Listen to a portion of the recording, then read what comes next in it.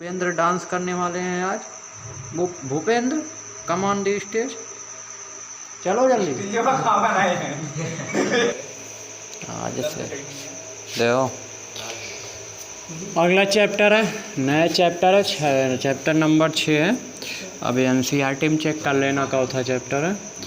तो चैप्टर का नाम है धातुओं के निष्कर्षण, तत्वों के निष्कर्षण के सिद्धांत एवं पराक्रम पढ़ना है। तत्व से भली भांति परिचित हो गए, सारे के सारे क्या हैं, तत्व दिए गए हैं, ठीक है। तो उनका निष्कर्षण पढ़ना, निष्कर्षण मतलब निष्कर्षण मतलब तो उसमें तमाम चीज़ आएगी। सांद्रण पढ़ोगे, पहले तो ही पढ़ोगे पाया कहाँ जाता है, किस किस रूप में होता है। सांद्रण पढ़ोगे, उसके बाद उसका किस प्रकार हम शुद्धिकरण करेंगे, निष्कर्षण करेंगे, इस सब का अध्ययन किया जाएगा तत्वों के, ठीक है। तो तत्वों के निष्कर्षण के सिद्धांत, पहले तो कुछ तत्व इसमें मेन जो हैं, जहाँ तक 9th-10th में पढ़े थे वो सब तो याद होना चाहिए, कौन किस नंबर पे है, ठीक है। आगे इन्हीं सब का यूज है, कौन किस ब्लॉक का है, ठीक है। तो तत्वों के निष्कर्षण के सिद्धांत एवं उसके पराक्रम पढ़ने हैं। सिद्धांत कौन कौन से लगेंगे या उसकी क्रियाविधि क्या होगी, प्रक्रिया क्या होगी, इसी सब का अध्ययन करना है। तो तत्व आप जानते हो, वैसे मुख्य रूप से आवर्त सारणी में देखा जाए तत्व को कितने पार्ट में बांटा गया, हाँ। ब्लॉक देखा जाए 4 ब्लॉक में बांटा होता है तत्व। एस ब्लॉक होता है एक पी ब्लॉक होता है, एक डी ब्लॉक होता है, एक एफ ब्लॉक। ये 4 ब्लॉक होते हैं जिनमें तत्व बटा होता है। ब्लॉक क्या, ये सब 11th की चीज़ें थी। वैसे अगर इलेक्ट्रॉनिक विन्यास कर रहे हो, आखिरी इलेक्ट्रॉन एस ब्लॉक एस कक्षक में जा रहा है, तो उसे हम किस ब्लॉक का तत्व कहेंगे, एस ब्लॉक का। इलेक्ट्रॉनिक विन्यास करने पर अंतिम इलेक्ट्रॉन पी कक्षक में गया तो पी ब्लॉक का तत्व, अंतिम इलेक्ट्रॉन डी कक्षक में गया तो डी ब्लॉक का तत्व, अंतिम इलेक्ट्रॉन एफ कक्षक में गया तो किस ब्लॉक का तत्व कहलाएगा, एफ ब्लॉक का तत्व कहलाएगा, ठीक है। तो ये था आपका किस ब्लॉक के कौन से तत्व होते हैं, देखो। तो लेकिन इसमें भी एस पी डी एफ में भी तीन ही प्रकार के तत्व पाए जाते हैं। तत्व देखे 3 प्रकार के होते हैं।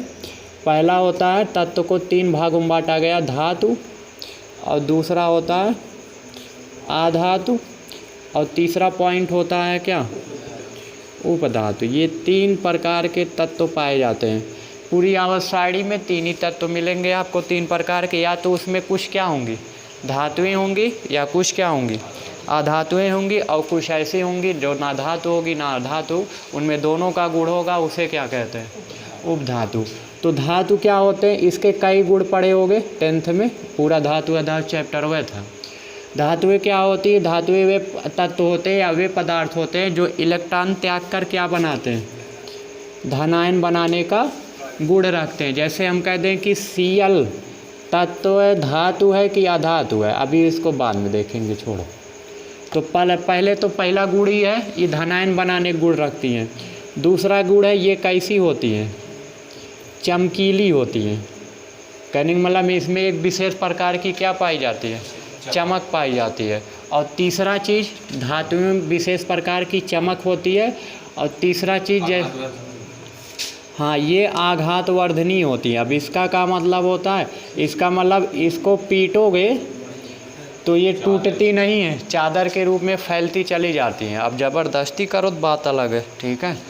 आघातवर्धनी का मतलब पीटेंगे चादर के रूप में, इनको पीट के ढाला जा सकता है। ये तन्य होती हैं। तन्य का मतलब इनको खींच कर क्या बनाया जा सकता है, लंबा तार के रूप में ढाला जा सकता है। ये विद्युत व ऊष्मा की चालक होती हैं। विद्युत व ऊष्मा की एक को छोड़कर, पर पारा अभी उसको आधे अध्ययन करेंगे। ये विद्युत व ऊष्मा की क्या होती है, चालक। और सबसे अच्छा चालक क्या होता है, चांदी होता है, ये भी ध्यान रखे रहना। तो विद्युत व ऊष्मा की चालक होती हैं। तो इसके कुछ गुण थे, धनायन बनाने गुण रखती हैं, चमकीली होती हैं, आघातवर्धनी होती हैं, तन्य होती हैं, विद्युत व ऊष्मा की चालक होती हैं। अधातुएं क्या होती हैं, ये जो धनायन बनाती हैं तो ये कौन सा गुण रखती हैं, ऋणायन बनाने का गुण रखती हैं। ये कम चमकीली या फिर चमकीली लिख सकते हो, नहीं होती हैं, इनमें चमकीलेपन का गुण नहीं पाया जाता। ये आघातवर्धनी होती हैं, तो ये भंगुर होती हैं। ये कैसी होंगी, भंगुर का मतलब इसको चादर के रूप में ढाल नहीं जा सकता। इसको जब पीटोगे, चादर के रूप में फैलाना चाहोगे तो पीटोगे, ये छोटे छोटे टुकड़ों का हो जाएगा, टूट जाएगा, इसीलिए इसको कहा जाता है भंगुर। भंगुर का मतलब पीटने पर टूट जाना, ठीक है। और ये तन्य भी नहीं होती। अगर पूछा है क्या ये तन्य होती हैं, तो ये तन्य भी नहीं होती हैं। और अगर पूछा जाए क्या इनमें ये विद्युत की चालक होती हैं, तो ये विद्युत और ऊष्मा की चालक भी नहीं होती, ठीक है, ये भी ध्यान रखना। लेकिन एक को छोड़कर एक इसमें अपवाद है, वो क्या नाम है, ग्रेफाइट, ठीक है, तो वो अपवाद है, उसको अभी देखेंगे। तो जैसे हो गया, देखो इसका पहला गुण बताएं कि ये क्या बनाती हैं, धनायन बनाने का इनमें गुण होता है। धनायन जैसे हो गया सोडियम। हम पूछे धातु है का धातु है, तो सोडियम क्या होता है, धातु। कैसे पता चला, पहला गुण से पता कर सकते हो, क्योंकि इस पर प्लस चार्ज होता है। प्लस चार्ज क्यों होता है, क्योंकि इसका इलेक्ट्रॉनिक विन्यास करोगे 2,8, कितना आएगा, 1 आएगा। इसका इलेक्ट्रॉनिक विन्यास सही तो आएगा, 11 नंबर पे इलेक्ट्रॉनिक विन्यास करोगे 2,8,1। बातम को उसमें 1 इलेक्ट्रॉन है, तो इस पर 1 क्या लग जाएगा, प्लस चार्ज। क्यों, क्योंकि ये किस आपको पता है गया होगा कि ये इलेक्ट्रॉनिक विन्यास करने के लिए कोई भी तत्व तो अपने निकटतम अक्रिय गैस की संरचना प्राप्त करना चाहता है। तो ये अक्रिय गैस का मतलब ये हीलियम, नियान, आर्गन, क्रिप्टॉन, ये सब कौन सी गैस होती है। हीलियम का 2, आर्गन कितने पे, 10 पे, इलेक्ट्रॉनिक विन्यास 2, क्या होगा, 8 होगा। Helium, neon, argon. Neon, argon, neon और आर्गन कितने पे, 18 पे इसका इलेक्ट्रॉनिक विन्यास होगा 2,8,8। क्रिप्टॉन 36 पे है, इसका इलेक्ट्रॉनिक विन्यास 2, 8, 18 और बचे कितने, 8, ये क्रिप्टॉन का हो जाएगा। तो जो तत्व इसमें से जिसके नज़दीक होगा, और भी है जेनान ओनान है, तो उनकी अभी ज़रूरत नहीं है। जो तत्व जिसके नज़दीक होगा उसी की संरचना, ये 11 नंबर के इसके नज़दीक है, 10 है तो, और 10 की संरचना इलेक्ट्रॉनिक विन्यास 2,8, तो ये हो 2,8 है बनाना चाहेगा। ये रूल होता है, पीछे पड़े रहोगे तो ये एक ठू अपना क्या कर देगा, त्याग देगा, निकाल देगा। और जब इलेक्ट्रॉन निकलता है तो उस पर कौन सा चार्ज लगता है, प्लस। और इलेक्ट्रॉन ग्रहण करते हैं तब उस पर कौन सा चार्ज लगता है, माइनस, ठीक है। तो यहाँ ये इलेक्ट्रॉन इसके पास एक ज़्यादा है, इसके पास एक पैकेट एनर्जी ज़्यादा है, तो इसको ही निकाल देगा। निकाल के 2,8, एक निकाला तो एक प्लस। और जिस पे धनायन होता है, जिस पे प्लस चार्ज होता है, जो इलेक्ट्रॉन त्यागने का गुण रखते हैं या दूसरों को इलेक्ट्रॉन देने का गुण रखते हैं, उन्हें हम क्या कहते हैं, धातु कहते हैं, ठीक है। बाकी ये चमकीली होती हैं, Fe देखे ही होगे, लोहा है, शुद्ध लोहा है, अगर एकदम मतलब जंग उंग ना लगा है तो कैसा होता है, चमकीला तो होता है, ठीक है। या फिर सोना हो गया, सोना पूछा जाए धातु है का धातु है, उपधातु है, तो सोने में चमकीले चमकपन का गुण ना होता है, चमकीला। एक तो उस पर प्लस चार्ज होता है, एक तो ऊपर से चमकीला होता है, प्लस चार्ज से भी कह सकते हो धातु है, और चमकीलापन उसमें गुण होता है, धातु है। एल्यूमिनियम देखे ही हो, तार आता है, ये चमकीले होता है, ठीक है। एल्यूमिनियम के बर्तन भी आते हैं, चमकीले होते हैं, ठीक है। धातु है जस्ता, जिंक धातु है, जस्तक बर्तन देखे ही होगे, घर में होगा ही, ठीक है, चमकीला होता है। या फिर चांदी चमकीली होती है, धातु है, ठीक है। ऐसे तमाम धातुएं पड़ी हैं जो इसमें चमकीलीपन का गुण होता है, या फिर वो क्या बनाती हैं, धनायन बनाने का गुण रखती हैं। और ये आघातवर्धनी, मतलब इस जितना बताएं, सोना, चांदी या फिर वो क्या नाम है, लोहा हुआ, उसको आप पीटोगे तो एक बड़े चादर के रूप में क्या किया जा सकता है, ढाला जा सकता है, ठीक है। और ये तन होती, मतलब तार बनाए जा सकते हैं फैलाकर। अरे जितने तार होते हैं सारे सारे धातु के होते हैं। कापर का नाम सुने होगे, धातु है। एल्यूमिनियम तार सुने होगे, धातु है। और किसका आता है, उसका भी आता है, या फिर लोहे का भी आता है, वो बहुत ख़राब तार होता है, ठीक है, तो वो उसका भी आता है, तो उसका भी नाम सुने होगे। तो जितने तार हैं सारी सारी क्या होती हैं, धातुओं की मिलकर बनी होती है, ठीक है। धातु का तार बना दोगे उसमें करंट में नहीं जाएगा, ठीक है। एक को छोड़कर ग्रेफाइट, क्योंकि वो अपवाद है, अपवाद पे अभी मत जाओ। विद्युत व ऊष्मा की चालक, ऊष्मा प्रवाहित करोगे एक सिरे से दूसरे सिरे तक, वो भी ऊष्मा मतलब समझ रहे हो ना, ले जाए के एक सिरा किसी टेम्परेचर में डाल, भट्ठी उट्ठी में डाल दो, दूसरा सिरा पकड़े रहो। लोहा ले लो, एक सिरा भट्ठी में डाल दो, दूसरा सिरा पकड़े रहो, धीरे धीरे दूसरा सिरा गर्म हो जाएगा, होगा। क्योंकि ऊष्मा जो होगी एक सिरे से कहाँ पहुँच जाती है, दूसरे सिरे। ये ऊष्मा की चालक है, तभी पहुँचती है लोहा हुआ में। लोहा हुआ में हित होता है, इसलिए उस पर लोहे की जो चीज़ें होती है, जैसे तावा सावा हो गया या फिर जो भी यूज किए जाते हैं, उसमें आपके हैंडल लगा दिए जाते हैं लकड़ी उकड़ी के, ताकि गर्म हो, आप पकड़ो तो दिक्कत ना हो। अधातुएँ क्या होती हैं, कुल उल्टा है, माइनस चार्ज होता है। जैसे क्लोरीन, इस पे माइनस क्यों, क्योंकि कितने नंबर पे है, 17 इलेक्ट्रॉनिक विन्यास करोगे 2, 8, क्या आएगा, बातम कोष में क्या इलेक्ट्रॉन 7, जबकि है 17 पे किसके नज़दीक है, 18 वाले किसके बातम कोष में क्या इलेक्ट्रॉन है, 8 इलेक्ट्रॉन। ये भी कितना करना चाहेगा, 8 करना चाहेगा। 8 करने के लिए कई ठू चाहिए, इसको 1 ठू चाहिए, तो 1 ठू ग्रहण करेगा, तो एक जो इलेक्ट्रॉन ग्रहण करता है उस पर कौन सा चार्ज लगता है, माइनस चार्ज लगेगा इस पर, ठीक है। ऐसे ही आप कुछ भी ले लीजिए, क्लोरीन हो गया या फिर ब्रोमीन हो गया, इस पे भी माइनस चार्ज होता है। ऑक्सीजन पे कितना माइनस होता है, डबल माइनस, क्यों, क्योंकि ऑक्सीजन कितने नंबर पे है, 8, और इसका इलेक्ट्रॉनिक विन्यास कितना होगा, 2,6, ठीक है। इलेक्ट्रॉनिक विन्यास 2,6 किसके नज़दीक है बोलो, उसमें दो नियान के, उसी तो है। तो उसकी संरचना प्राप्त करने के लिए कई इलेक्ट्रॉन चाहिए, 8 करने के लिए कई ठू चाहिए, 2 ठू चाहिए, तो इस पर क्या होता है, डबल माइनस होता है, ठीक है। तो ये इसलिए माइनस चार्ज है, इसलिए ये कहाँ है, आधातु है, ठीक है। भंगुर होती है, इनको तोड़ो फोड़ोगे तो आपको मतलब पीटो सीटोगे तो ये क्या हो जाएंगे, छोटे छोटे टुकड़ों में टूट जाएंगी, ठीक है। तन्य नहीं होती हैं, तन्य क्यों नहीं, क्योंकि इनको आप फैलाना चाहोगे तो फैलने वाली नहीं है, ठीक है। क्लोरीन फ्लोरीन कुछ भी आधातु हो। विद्युत का चालक ना तो उष्मा की चालक होती हैं, ठीक है। लेकिन इसमें एक ग्रेफाइट अपवाद है।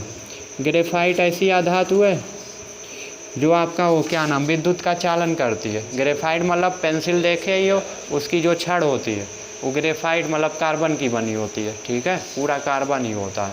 तो वो आपका क्या नाम आधातु होता है, लेकिन फिर भी वो विद्युत का क्या करता है, उसको कभी बोर्ड में लगा के पेंसिल को दोनों सिरा छील के एक बार टच करना, पता चल जाएगा, ठीक है। चाह रहे हैं कि कोचिंग ना आओ तुम लोग, ठीक है। देखो नेक्स्ट, तीसरा है उपधातु। उपधातु तो धातु आधातु समझ में आयो, मास्टर पूरा बच्चा टेक लगाई। धातु क्या होता है, कोई डिफिनीशन दे सकते हो, इतना गुण बताएं, कोई एक गुण डिफिनीशन में डाल सकते हो।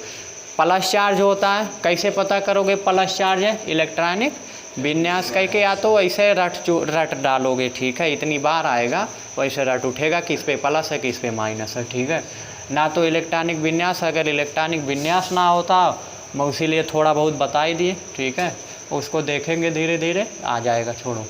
प्लस है अगर उस पर प्लस चार्ज तो धातु है, माइनस चार्ज है तो आधातु है। द्वितीय चार्ज है तो या तो प्लस या तो माइनस या तो चार्जवन होगा। ई जो होती हैं इन पे कोई चार्ज ना हो, ई कहीं यौगिक में मिलवे नहीं करेंगी, ठीक है। ये केवल वहीं आवर्साड़ियम बेचारे का स्थान है ये, और कहीं बुक में ना मिलने वाली है, ठीक है, क्योंकि ये किसी से क्रिया नहीं करती हैं। ई ना तो इस पर प्लस होता है ना तो माइनस, ठीक है। तो ये बहुत कम हो, इसीलिए इनका नमूना रखा गया का अक्रिय। अक्रिय का मतलब जो किसी से क्रिया ना करे, ठीक है। देखो तो पहला था ये प्लस चार्ज, इस पे आधात पे माइनस चार्ज होता है। दूसरा ये चमकीली, तो धातु कैसी होगी, चमकीली नहीं होगी, उल्टा कर दो। ये आघातवर्धनी अर्थात पीटोगे तो फैले ना पीटोगे तो फैलेगा, तो वो आघातवर्धनी नहीं होगा, भंगुर होता है। ये तन्य होती है तो तन्य नहीं होगा। ये विद्युत ऊष्मा की चालक होती है तो वो नहीं होता है, ठीक है। अधिकांश धातुएं ये भी लिख सकते हो, अधिकांश धातुएं किस अवस्था में होती है, ठोस। एकाक दो धातु पारा जैसे सामान्य ताप पे द्रव होता है, नहीं तो जितनी धातुएं होती हैं सारी सारी किस्में होती हैं ठोस अवस्था में पाई जाती हैं। एक पारा को छोड़कर पारा सामान्य ताप पर किस अवस्था में पाया जाता है, द्रव अवस्था में पाया जाता है, ठीक है।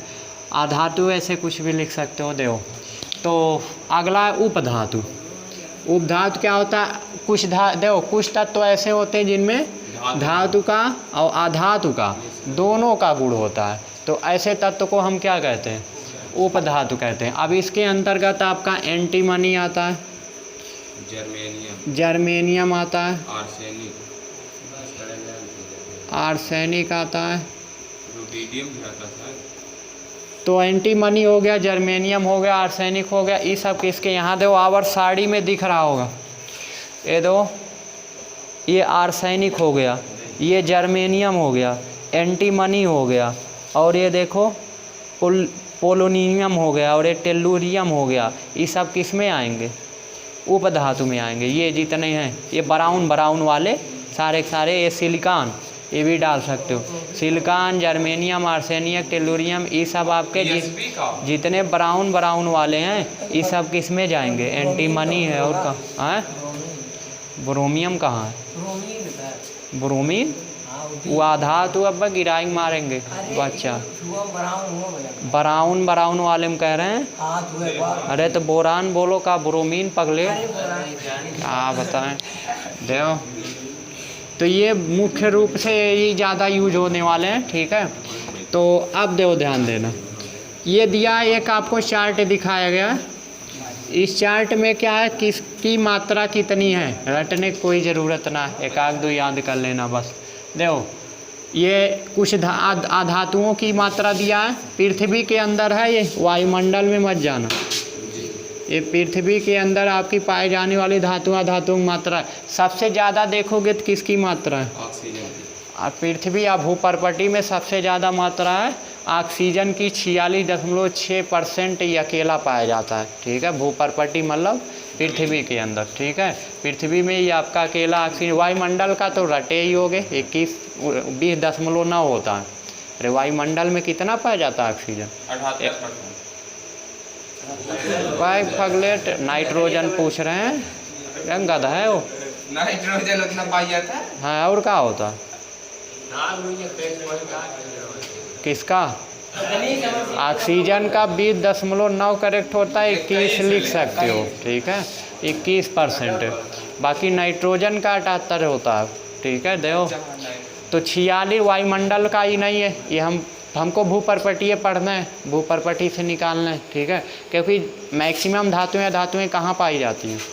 भूपर्पटी यानी पृथ्वी से ही निकाली जाती है, चाहे लोहा हो, चाहे सोना हो, चाहे चांदी हो, कुछ भी हो, ठीक है, हीरा मोती। देखो तो ऊपर से ना निकलता, हाँ खन्ना निकलेगा बच्चा। उसका क्या नाम है? रूमो तुमको सरकारी अथवा में भेजना है कहाँ? देखो 46 उसके दादा परदादा यहाँ गाड़े थे ना, 46.6 ऑक्सीजन होता है। कुछ धातुएं यहाँ दी गई हैं, रटना कोई ना है, केवल एल्यूमिनियम का याद करना, तो कोई याद करने की ज़रूरत नहीं, छोड़ो। एल्यूमिनियम कितना परसेंट है? 8.3% है, Fe 4.7 है, ठीक है। ऐसे सब दिया है। तो इसमें देखा जाए सबसे ज़्यादा धातु कौन सी है? एल्यूमिनियम। आधातु में सबसे ज़्यादा अकेला ऑक्सीजन है, ये हाइड्रोजन 0.1 है, बाकी ये आपका पी यानी फास्फोरस 0.1% है, वो भी लगभग सेम है। सिलिकॉन की मात्रा थोड़ा ज़्यादा है, ठीक है, पृथ्वी में सिलिका मिट्टी, ठीक है, तो उसकी मात्रा कितनी है? 27.7% होती है।